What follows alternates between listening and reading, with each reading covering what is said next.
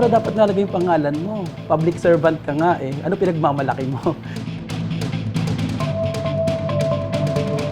Kaninong pondo ang ginagamit pag merong mga ganitong binabago? This is unethical, this is unnecessary, and this is a waste of money.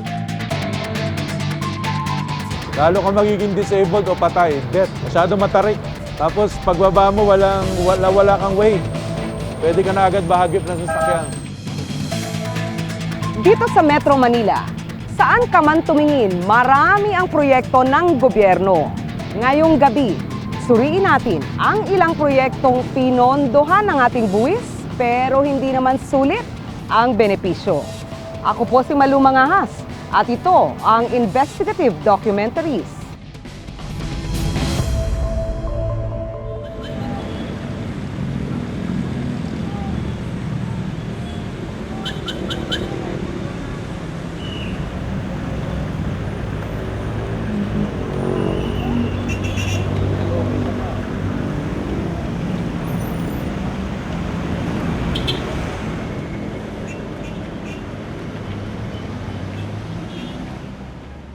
Kapitan, para magupit ako. Kasi pinapapunta niya ako, magupit sa kanila. Eh, naminto ako dito kasi napapagod na yung paa ko. Kahit 66 anyos na si Lola Rita, tuloy pa rin siya sa pagbabanat ng buto.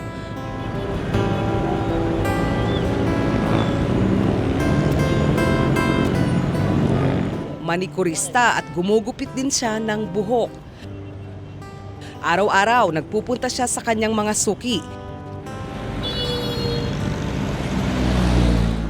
Kasama sa ruta niya ang pag-akyat sa footbridge na ito sa Philcoa. 300 piso pataas kada linggo ang kita niya. Para meron lang kami pambili ng pagkain namin. Eh, wala naman akong katulong sa paghahanap buhay. Ako lang. Misa, umuwi ako madaling araw na 2:00, 3:30. Nahihirapan na sa pag-akyat ng hagdan si Lola Rita. Araw-araw, babaakyat. Pag galing ako doon, lalakad ako. Hinto. 2 beses ako magpahinga, kaya 3. Pagdating naman dyan sa baba, papahinga uli ako. Pag galing ko sa baba, kasi nananakit na itong binti ko. Malaking tulong sana ang elevator na ito sa footbridge. Ang problema ay hindi ito gumagana. Ano yan, ang tagal naman magawa yan, napapagod na ako. Mga namamahala nito, kumari lang po, ano nyo na lang, gawain na. Kasi kawawa naman yung may mga diferensya pa na hindi na kayang umakyat. Yan po ay tinayo nung nakaraang taon pa dahil marami nga pong nadidiskrasya dyan pagtawid-tawid, na aksidente. Kanya po nag-request ang aming barangay sa City Hall na magpatayo ng footbridge nga, ganyan. Ang elevator sa footbridge ay para sa mga matatanda, buntis at may kapansanan.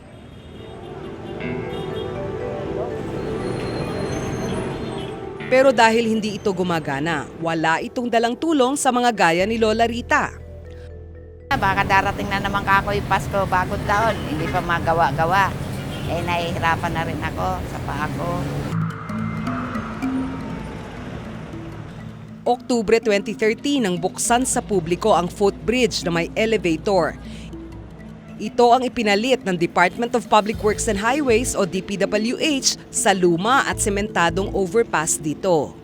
Unang-una, yung lumang footbridge, medyo yung vertical clearance mababa na. Pangalawa, nung nag-widening ng Commonwealth at nakuha na lahat yung full width, umikli na yung dating footbridge. Kaya pinalitan natin ng mas mataas na footbridge at mas malapad.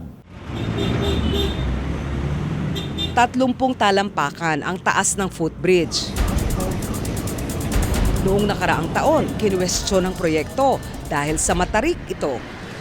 Okay. Na-delay lang dahil dun sa mga utilities na yung mga naging hazardous yung mga kuryente. So hindi kami nakagalaw kaya nagkaroon kami ng suspension. Pero na-solusyonan naman at natapos naman yan.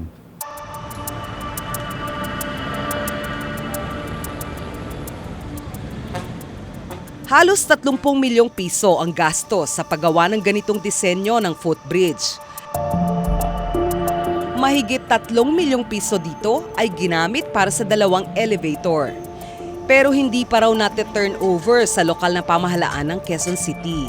Actually, yung leap, dahil nga doon sa delay, natapos yan is 2014 na.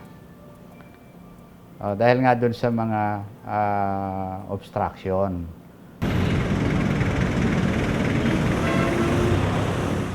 Kahit minsan hindi pa nagagamit ang elevator na ito. Linya ng kuryente raw ang problema kaya hindi ito gumagana. Ang naging problema namin doon is yung pondo para sa Meralco. Kasi ito, ang kailangan dito yung sinasabing 3-phase para mapaakyat at mapababa mo yung leap. So, this year, nakatanggap na kami ng para sa payment sa Meralco. Okay? So, once na nabayaran na namin sa Meralco yan, itatap na nila yan. Kailangan daw ng dagdag na 600,000 piso para magkaroon ng kuryente ang elevator sa footbridge. Saka pa lang ito maililipat sa lokal ng pamahalaan ng Quezon City na siyang magmimintina nito. Na-overlook lang yun kasi nga ang ina-expect namin is yung local government sana yung sasagot na dyan kasi kuryente na yan eh. So, it found out na wala naman din pera ang LGU para magbigay mag-assist doon sa pagbabayad doon sa Meralco.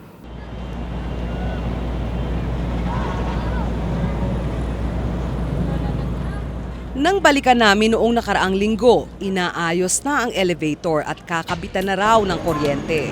Under routine maintenance. Ibig sabihin, tinetest uli namin since na yung payment para sa Meralco is na-release na for implementation. So, bago namin i-turn over sa local government, dahil may MOA kami between the LGU and DPWH and Road Board, na once na tinurn over namin sa kanila yung lahat ng facilities dyan is kailangan nasa in good condition.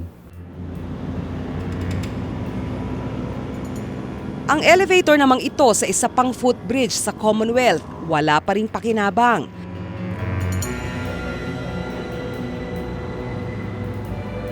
Ginawa na itong basurahan at tadtad na ng mga sulat. Hanggang sa natapos yung footbridge, hanggang sa ngayon, hindi pa rin nalalagyan ng electricity. Sayang rin sa budget na ginamit pagpapatayo ng footbridge. Sayang rin lang na nandyan siya pero hindi naman operational. Magiging effective sana siya kung gumagana. Setyembre 2013 ang buksan ng footbridge.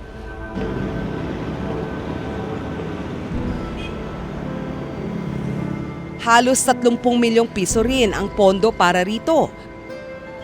Kasama ang elevator. Ganon din, kasabay din ng pondo na dumating sa amin, i-apply din namin siya sa Meralco. And then once na meron ng 3-phase na naikabit doon, sabay na rin namin ibibigay sa local government yung maintenance. Yung learning experience namin dyan, pagdating doon sa susunod na gagawin na namin na may leap, isasama na namin sa estimate yung para sa payment ng Meralco.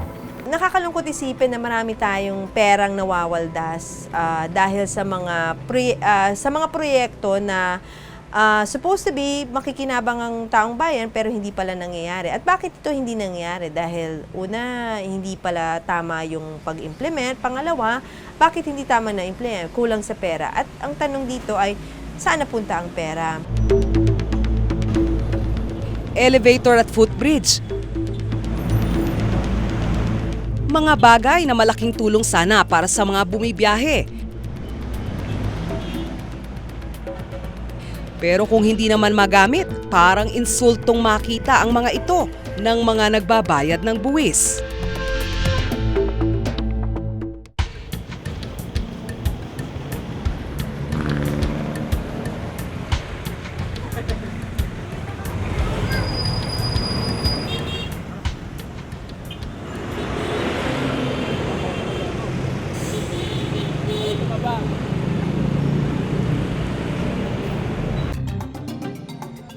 Sa lungsod ng Las Piñas, may escalator ang mga footbridge.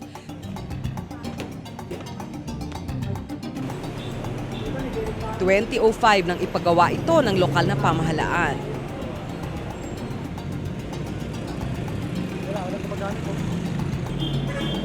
Limang footbridge ang may escalator. Okay lang para hindi na tatawid-tawid yung mga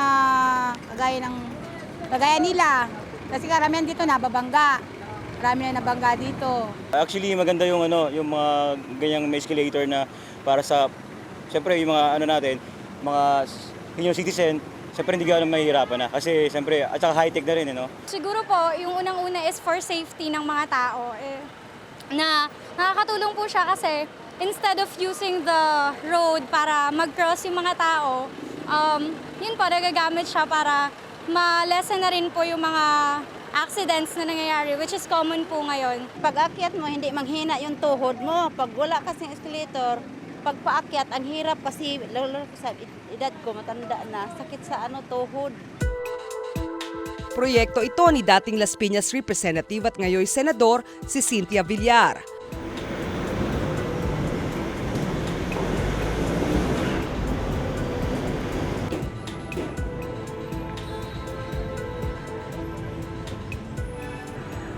Malaking ginhawa ito para sa mga senior citizen at may kapansanan. Itinatakda ng batas ang paglalaan ng pondo para sa pagtatayo ng mga pasilidad para sa mga may kapansanan.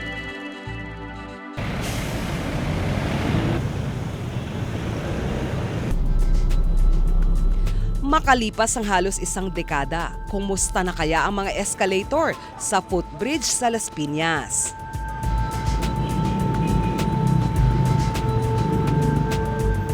Dalawa na lang sa 5 footbridge ang may escalator na gumagana.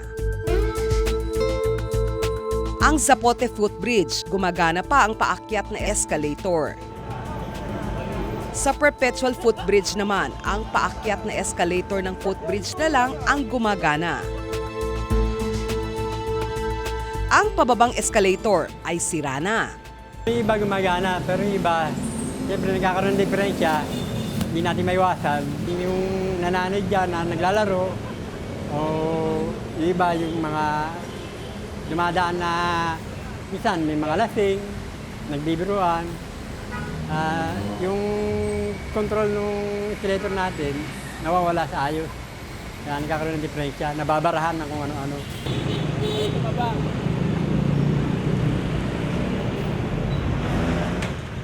Sa Casimiro at Fernando Footbridge, hindi na gumagana ang mga escalator. Gumagana po yan, ma'am. Katunayan nga, yung ngayon lang nasira yung mga 2 buwan pa lang. Siyempre, umuulan. Tapos umiinit. Siyempre, pag natutuyo, kakalawangin . Nai-stack up din yung niya yung mga pyesa niya . Tapos yung mga, siyempre, sa bigat ng mga dumadaan na tao, siyempre, na rin yan . Tsaka yung lalo yung step niya, maraming yan mga buwangin, kaya winawalis namin .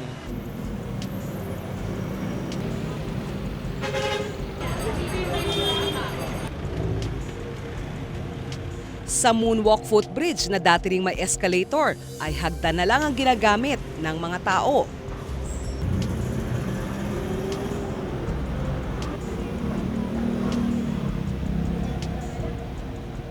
Dahil malapit sa palengke, lagi raw itong natatambakan ng dumi at nababasa, sanhi ng mabilis na pagkasira ng mga escalator. Siyempre, reaction ko, nagulat. Dati naman kasi ginagamit siya. Matagal din namin ginamit. Pero nung napansin ko rin na biglang isinarado yung kwan. Hindi na siya ginamit. Maganda rin yun dahil hindi naman nadadaanan ng iba. Kaya medyo gagawin nila. Yung isang hagdanan na lang po ang dinadaanan kasi parang pinaka-exercise din nila. Sobra, aksaya lang. Kahit nga kami nagulat eh. Kasi parang nag-aksaya lang sila eh. Kasi yung napapakanabangan lang sa kabila lang. Yung hagdanan lang pero yung escalator hindi nagagamit. Dapat hindi tinanggal yan kasi nasa palengke eh. Mahirap yung mga natawid, baka masagisaan. Lalo na may mga matatanda, mga namimili. Kasi ano to eh, daanan to eh. Dapat hindi agad basta-basta tinatanggal.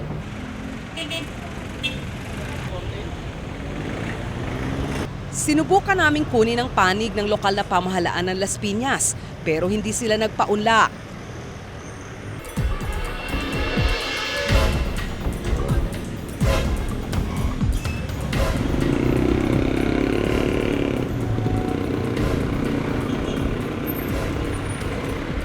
Bagong gawa ang rampang ito sa Aurora Boulevard sa Cubao.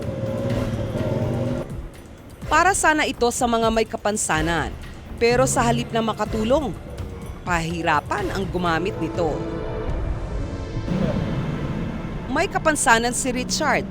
Sinubukan niyang dumaan dito, katulong ang isang kasama.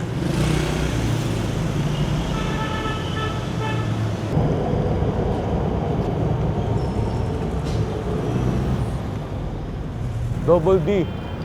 Dalawang option. Lalo ka magiging disabled o patay. Death.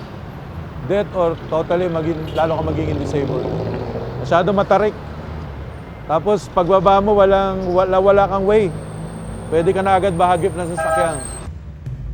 Kung mag-isa lang daw siya at walang kasamang nagtutulak ng wheelchair, siguradong didiretso siya sa gitna ng kalsada. Kahit nga ako tinutulak, nahihirapan yung nakatulak sa akin. Kasi yung curbing niya, yung may ukit, barrier yan eh. Marami mga ganito, hindi lang dito. Marami mga ganito sa Metro Manila at saka ibang mga lugar sa Pilipinas.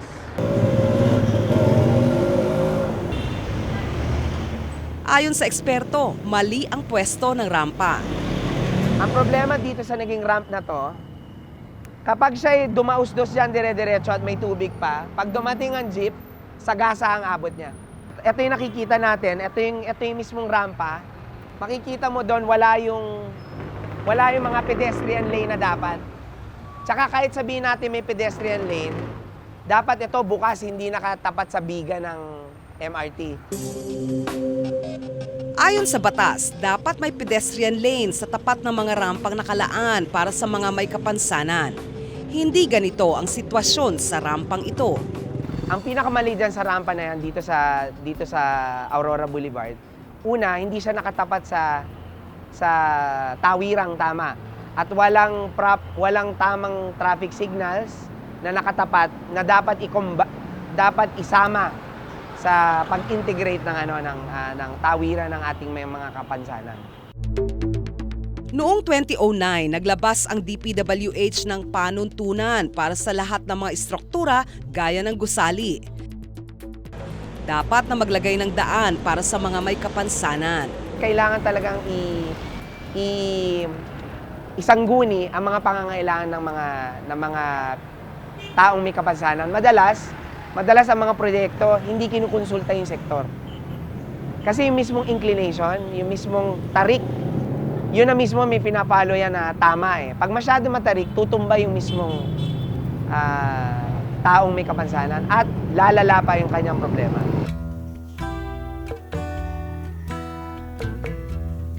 Mahirap na nga ang buhay ng mga may kapansanan. Kaya dapat napapaalwan ang kanilang buhay sa tulong ng mga proyekto para sa kanila. Pero ang mga proyektong hindi akma para sa kanila, sa halip na ginhawa, iba yung parusa at sama ng loob ang dala sa kanila.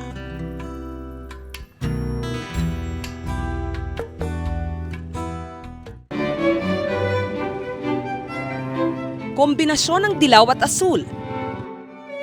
Gawa sa container van. May bubong, flooring, pinto at bintana. Animoy isang bahay-bahayan sa gilid ng kalsada.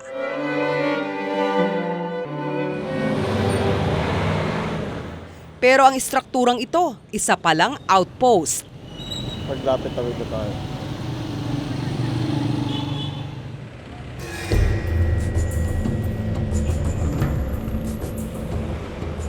outpost na ganito ang itsura, proyekto ng lokal na pamahalaan ng Pasig.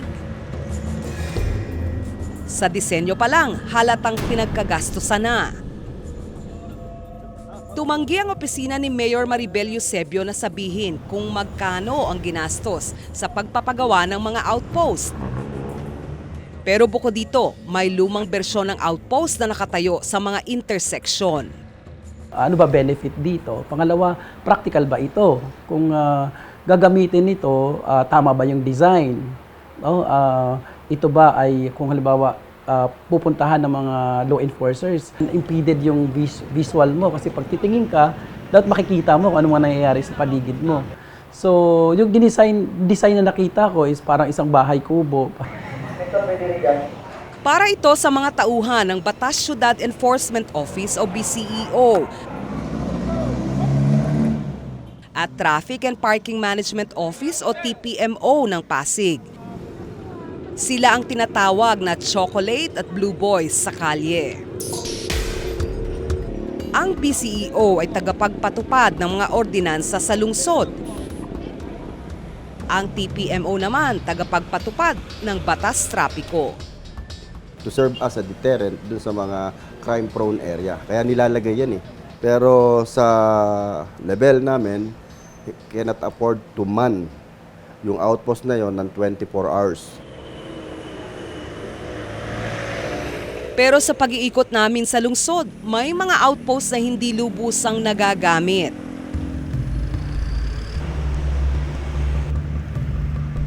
Ang isa rito ay sa may Imelda Avenue. Isang taon na raw nakatenga mula nang mabangga ng jeep. Ang mga BCU dyan, dito na lang sa gate 1, sa may tindahan dyan, dyan na lang sila nagtatambay. Hanggang doon sa gate 3, gate 2. Hanggang doon sa gate 3, gate 5. Bali yun na lang, robing-robing lang sila.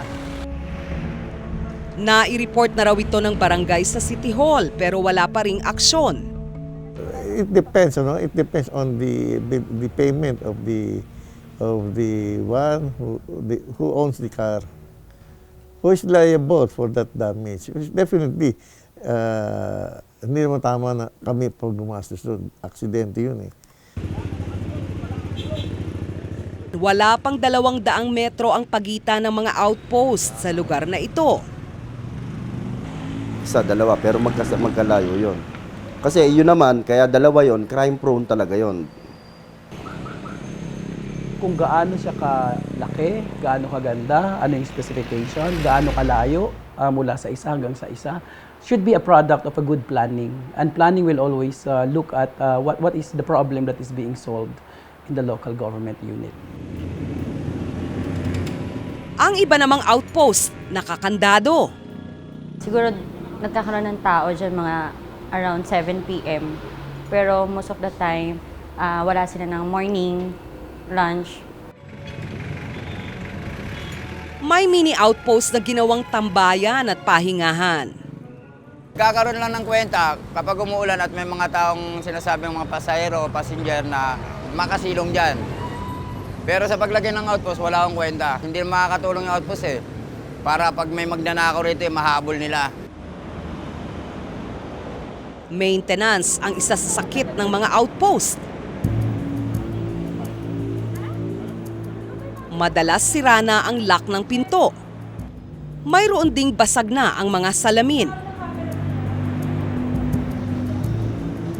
Wasak ang sahig, kinakalawang at karamihan, walang ilaw.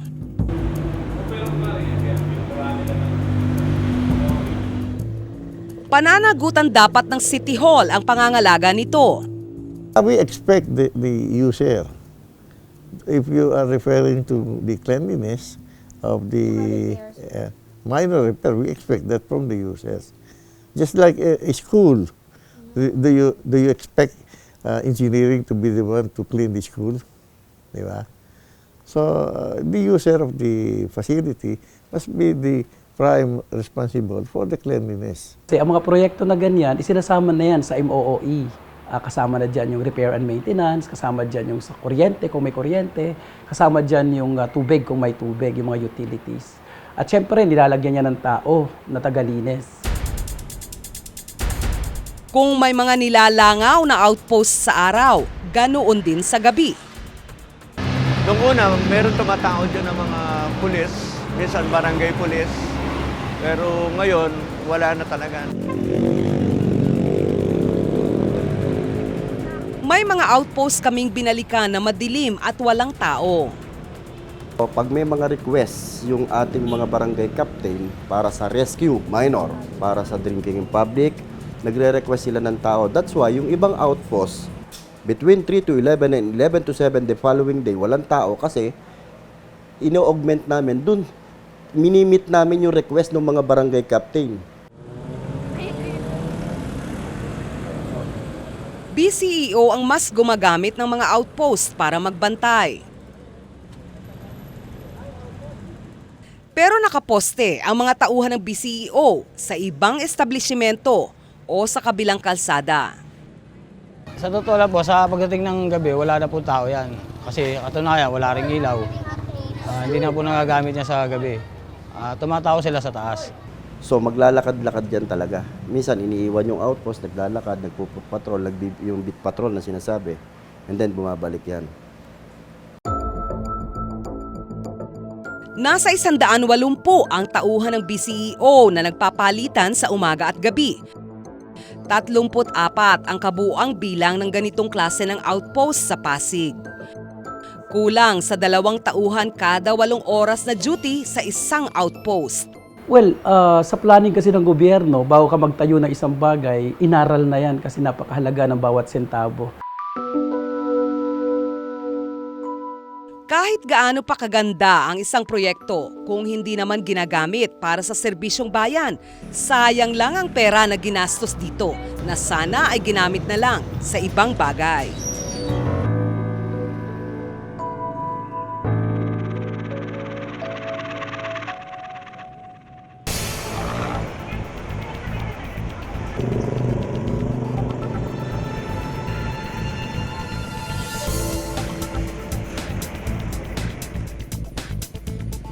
Sa ilalim ng init ng araw, nagsisikap ang traffic enforcer na ito na maayos ang daloy ng trapiko sa Sukat Road sa Parañaque.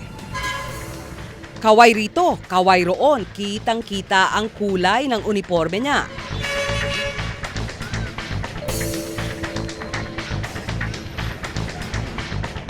Pero may iba pang kulay na nagpapapansin.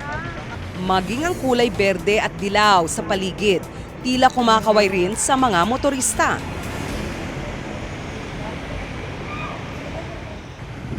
Sa Sukat Road, matatagpuan ang Barangay Hall ng San Isidro.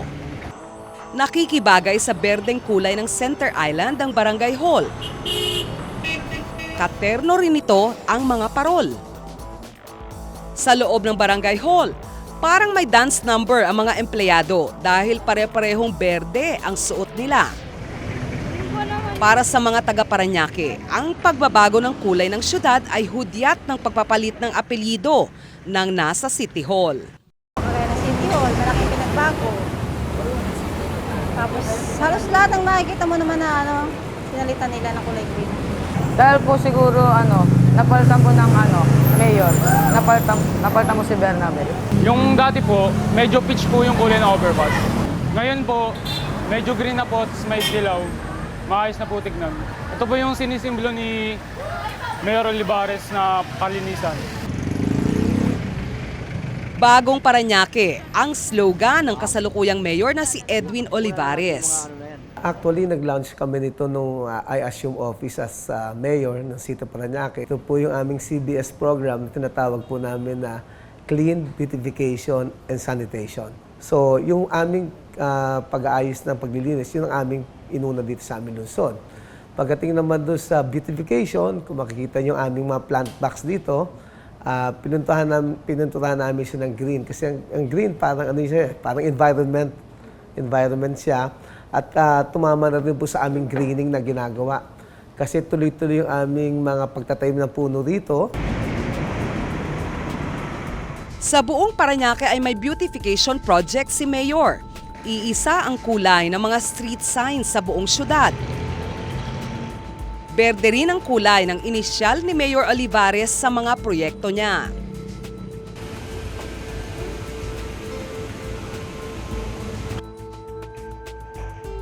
Paliwanag ni Mayor Olivares, kailangan na talagang palitan ng pintura sa buong syudad. Kasi ang kulay namin, makikita mo doon sa plant box namin, hindi lang green eh. Meron siyang yellow at merong white. Diba? So, kasi kailangan bawat isang lugar dapat meron siyang identification eh. Ma-identify ka sa ganoon, di ba? At saka yung pagpipintura talaga, regular na ginagawa yan. Kahit sa bahay, na kailangan mag-repaint ka every other year o every year. Dahil nasa wear and tear yan, open niya sa exposure sa hangin, sa ulan. So regular na ginagawa yun for maintenance at para sa beautification ng bawat lungsod. Tumangging sabihin ni Mayor Olivares kung magkano ang ginastos sa pagiging berde ng lungsod.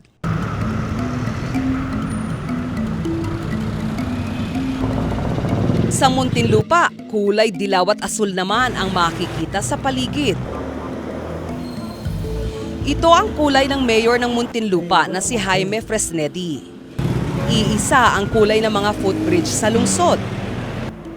Ang dating green na mga concrete barrier, pininturahan na ng dilaw at asul. Ganito rin ang kulay ng mga poste at metal fences na nakatayo sa gilid ng kalsada.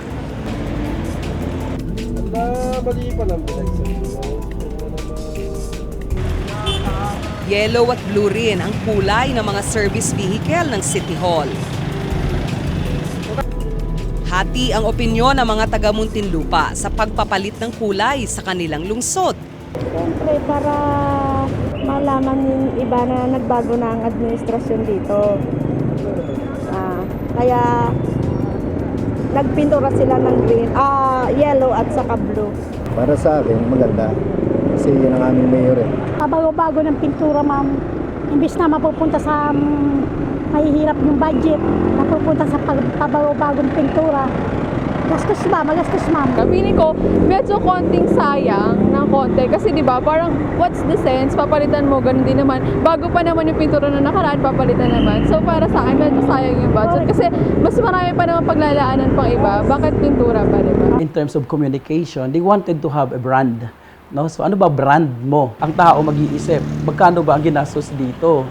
Tapos yung mga mahihirap na hindi nabibigyan talaga ng kailangan ng pamahalaan, isipin nila kung ito kaya ay binigay na lang sa amin in real terms, in a practical term, na nakain namin o naipagamot ng anak ko, siguro mas marami na paggamot. So dito naglalaro. So it's a balance of communication and the political impact. Kung ano ang kulay ni Mayor ng mga panya, siyang nagiging kulay ng nasasakupan kapag siya ay nanalo. Pero dapat tandaan mga kapuso, may gastos sa mga ito na mula sa ating buwis. Actually, terracotta ang tawag dyan sa kulay na yan eh. Terracotta. Ito, nag-start kami siguro mga 2 weeks ago. Then after nun, iaano na naman siya. Pagka nag-faded na naman siya, i-retouch na naman siya. Pinipinturahan ng mga tauhan ng DPWH ang Center Island sa Espanya, Maynila. Nagsimula kami from Lacson to matatapos kami sa Welcome along Espanya. Lahat yan kinukulayan talaga ng North Manila Engineering District. Para kasi yan ang proyekto ng namin, district engineer namin para mapaganda ang sakop naming North Manila. Kahit na ako iniinsulto ng mga elitista, 2013 nang manalong mayor ng Maynila si dating Pangulong Joseph Erap Estrada. Ang running mate niyang si Isko Moreno ang nahalal na vice mayor. Ikalawang termino na niya ito. Sa pagpasok ng tambalang Erap Isko sa Maynila, nagbago ang kulay sa lungsod. Kung babaybayin ang Espanya papuntang Quiapo sa Maynila, kapansin-pansin ang mga overpass na kulay orange. Orange din ang overpass sa Santa Mesa, Santa Cruz at sa Lacson Avenue sa Sampaloc. Sa Pritil Tondo, hindi lang footbridge ang kulay orange. Pati ang pader ng Jose Rizal Elementary School na katabi nito ay di rin pinalampas sa pagpapalit ng kulay. Ang mga bag ng mga estudyante, orange din. Ang kulay ng mga upuan sa Barangay 19 sa Tondo ay orange din. Pati ang mga poste at waiting shed sa Tayuman Street sa Santa Cruz na dating dilaw ay napalitan na ng kulay ngayon. Pare-pareho namang kulay orange ang mga kariton ng vendors dito sa R. Papa Street sa Sampaloc.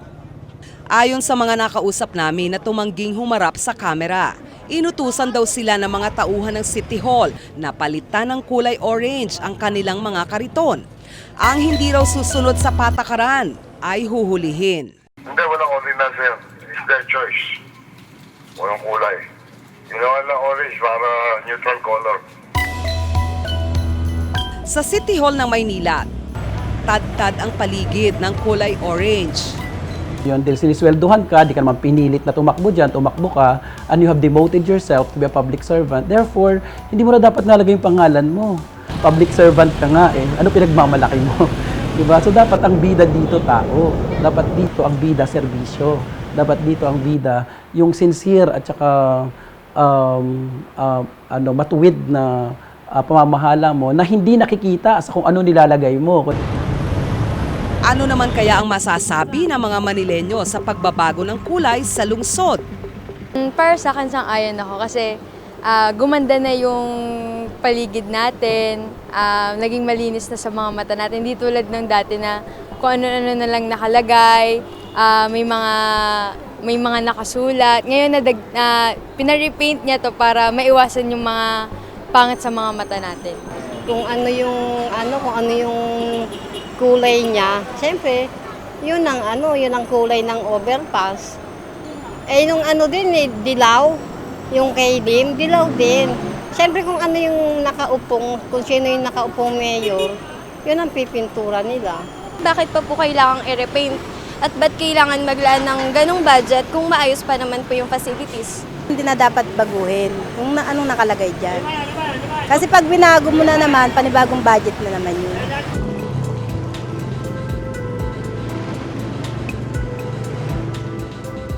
Mahigit 3 dekada ng laman ng kalsada si Leonardo Humaya. Bilang monitoring officer ng Caloocan City, araw-araw siyang umiikot para tiyaking malinis ang syudad. Nakuha na lahat na napagwalisan? Isang supot na lang. So yun na lang ang pababalikan natin sa mapping. Sa tagal ni Leo sa serbisyo, saksi siya sa pagpapalit-palit ng kulay ng syudad. Nung panahon ni Mayor Martinez, walang kulay, pati kay Mayor Bio. Nagkaroon ng kulay siya doon kay Mayor Asisio, kulay blue. Tapos sumunod si Mayor Malonzo, kulay blue-orange yata, blue-yellow yata yon. Tapos kay Mayor Ricom, yellow. Itong huli, kay Mayor Malapitan, orange na. Maging ang kanyang suot, kumporme sa kulay ng nakaupo. Ganon din, sa uniforme, nag-iiba rin. Wala naman kami magagawa sa aming kagalang-galang na mga mayor dahil liyado lang kami. Kung anong gusto nilang gawin, tungkol sa uniforme o kulay, wala kaming magawa dyan.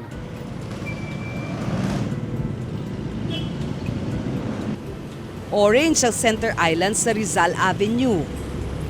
Ang pagpipinta sa Center Island ay proyekto ng kasalukuyang mayor na si Oscar Malapitan. Pero hindi lang Center Island ang kulay orange. Pati ang mga harang sa bangketa sa 10th Avenue, iisa ang kulay.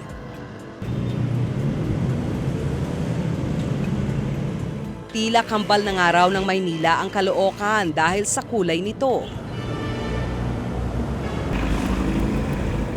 Hindi lang sa kulay pareho ang Maynila at Caloocan. Ang mayor ng dalawang syudad, kapwa miyembro ng United Nationalist Alliance o UNA. Kung susuriin, orange at blue ang kulay sa logo ng UNA. Pareho ng kulay ng gamit nilang pintura. Malaking halaga ang katumbas sa pagpipintura, lalo na sa Caloocan. Ayon sa dalawang brand ng pintura na aming kinonsulta, orange ang pinakamahal na kulay.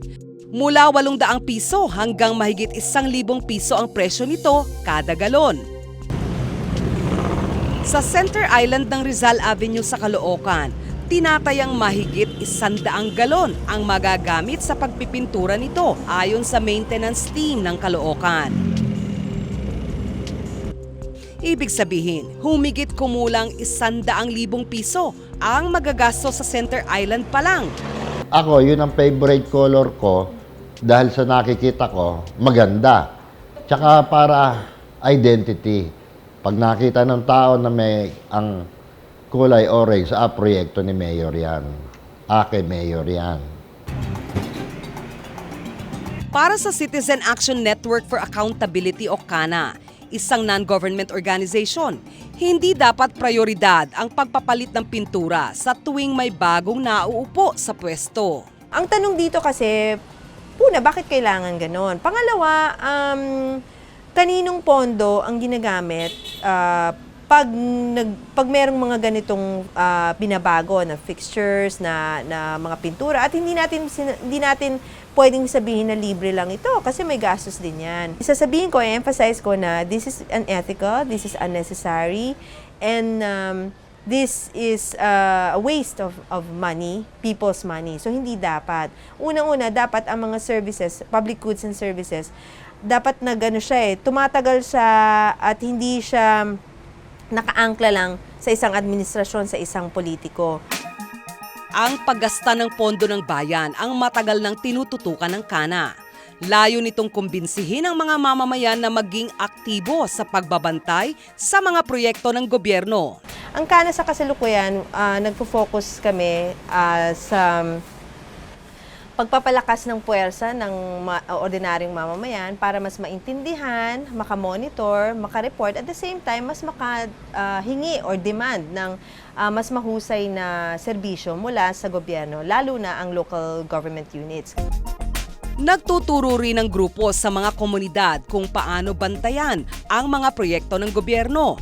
May website din ito kung saan pwedeng magsumbong ang mga tao kung may problema sa kanilang lugar. Hindi siya madaling proseso, no? It will be a long process, pero as long as may mamamayan na gustong at interesado na gamitin yung kanyang potential, sa kanyang power para sa pagbabago, ay mangyayari ito. Maliit na bagay ang mga kulay ng mga politiko. Wala namang problema kung maging wagas ang pagmamahal nila rito. Pero kung gagastos na ng pera ng bayan para sa mga ito, dapat masilip na ang ganitong gawain.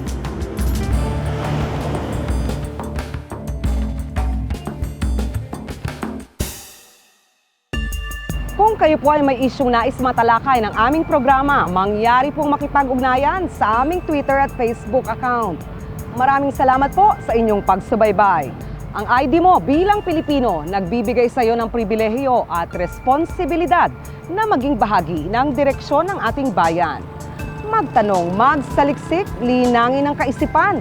Kapag may katiwalian at pag-abuso, dapat tayong makaalam at makialam. Ako po si Malu Mangahas at ito ang Investigative Documentaries. Karapatan mong malaman ang katotohanan.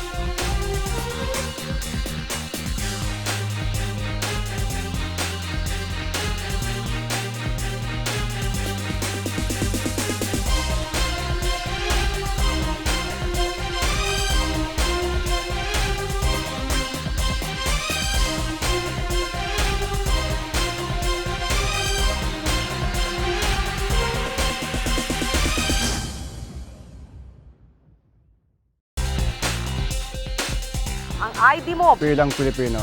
Nagbibigay sa iyo ng pribilehiyo at responsibilidad Na maging bahagi ng direksyon ng ating bayan. Magtanong, Magsaliksik. linangin ang kaisipan. kapag may katiwalian at pag-abuso, dapat tayong makaalam at makialam. Ako po si Malu Mangahas at ito ang investigative documentary. Karapatan mo malaman ang katotohanan.